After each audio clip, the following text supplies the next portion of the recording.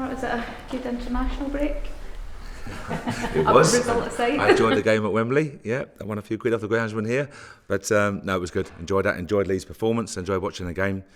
As an Englishman, the result went our way, of course. But apart from that, most important, I thought Lee was very good. So I enjoyed the performance. Yeah, how encouraging was it for you to see him getting that start? Yeah, it was great. It was great. He's been patient. Lee, I think, has been with Rangers down all the way down, all the way back up again. He probably was very unselfishly.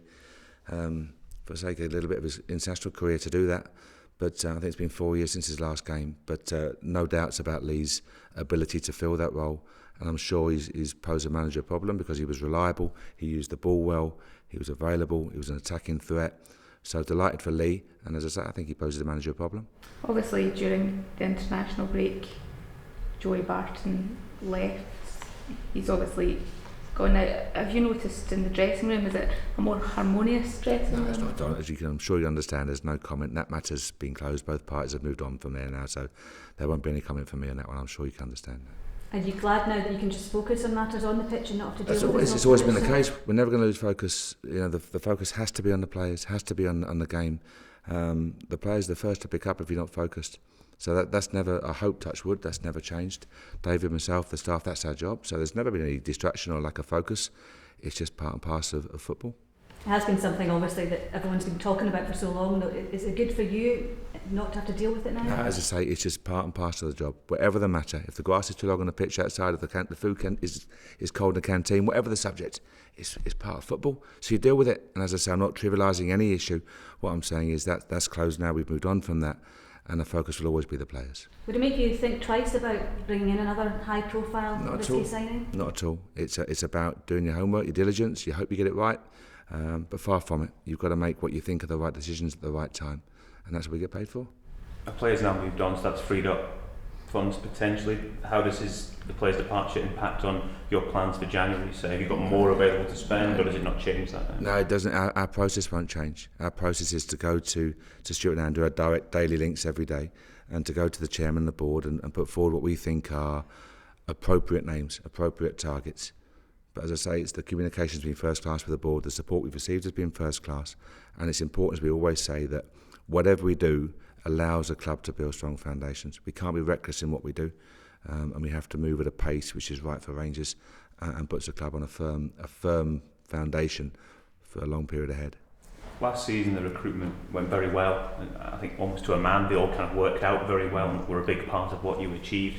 Do you look back on the recruitment of the summer and think maybe they haven't quite panned out as well as yet, or there's maybe more to come down the line? I think I've got to be careful I answer this one because I was accused of having a prickly demeanour. I think that was a term that was used by a couple of papers. I look at it and go, you're right, last year, Fodringham, Tavernier, Wilson, Kiernan, Halliday, Holt, I can keep going, Waghorn, etc. All worked out. 11 players came in, Don Ball's alone, Gedina's alone. So they worked out very, very well. If we're saying 22 players have come in over the last 18 months, that's a high number. That's a complete revamp of a first-team squad. And you're probably looking at one or two which might have not worked. I'll take that average any day. Any day, take that average. And I look at the players coming in the summer, delighted. Matt Gilks has come in, provided a top-quality competition for Wes. I'm looking at Clint Hill, who's come in and been outstanding. Lee Hodgson showed when he played against Celtic, etc., the quality he has. Played for Northern Ireland the other night. No doubt about his quality. Young Jordan's injured, but no doubt about him. Nico worked tirelessly. No doubt about him. Josh Windass, everyone's been giving him plaudits. So I can keep going on about the names. One or two haven't had the pitch time yet that we know their quality deserves, i.e. Jadodu, Matt Crooks, but their time will come and they're being patient. So am I happy with it? Yeah, because you don't get everything right all the time. So the fact 22 is a complete revamp of the squad, and we've got to be happy with the average so far. Does it also kind of highlight, I guess, that now at that level up again, there's even more kind of focus and scrutiny, and you're allowed less that don't pan out almost because of the stakes are raised, I guess? If you're scared of making mistakes, that's the only way you learn is from a mistake. The only way anyone learns in any walk of life is by making a mistake. So if we have made mistakes, and no one's perfect, then you hope you learn from them. It's as simple as that. But I think if the scrutiny is such that my immediate response in a non-prickly demeanour manner would be to say, well, look at the average of 22 players. So yes, we've got to make sure we learn.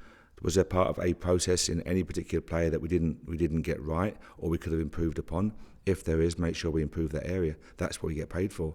But I think we've got to look at the squad and say it's been a major restructure of the squad over 18 months, and touch wood, we're delighted with the work that's been done. You mentioned Jordan.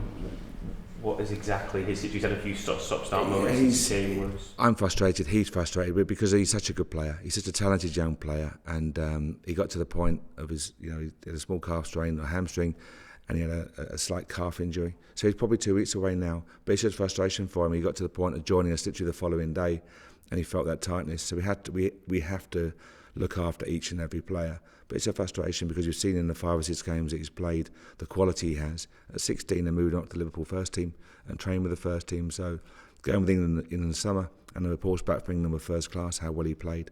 So we know he's a really talented young player.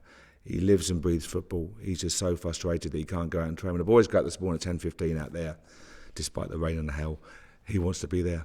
And unfortunately he's in the gym, but he'll do his work. He's been well looked after by a top-class medical team.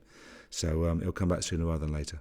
When you're talking through the players, that came in the summer, and some maybe haven't had the chance that they would like, how pleasing was it for you that the likes of Senderos and Crooks played in that under-20s game? Yeah, it's important, and the reaction is important. It's a long coach journey away on the day of a game, but there are Danny Wilson played with Philippe, Matt Crooks played, Waggy played, Barry Mackay played. So it's great. They're first team players. They needed pitch time. There's no question. They want pitch time as professional players. So good surface, good test. I think Ross County had 4 or 5 first team players as well. So it was a good challenge for everyone, and hopefully a really worthwhile exercise.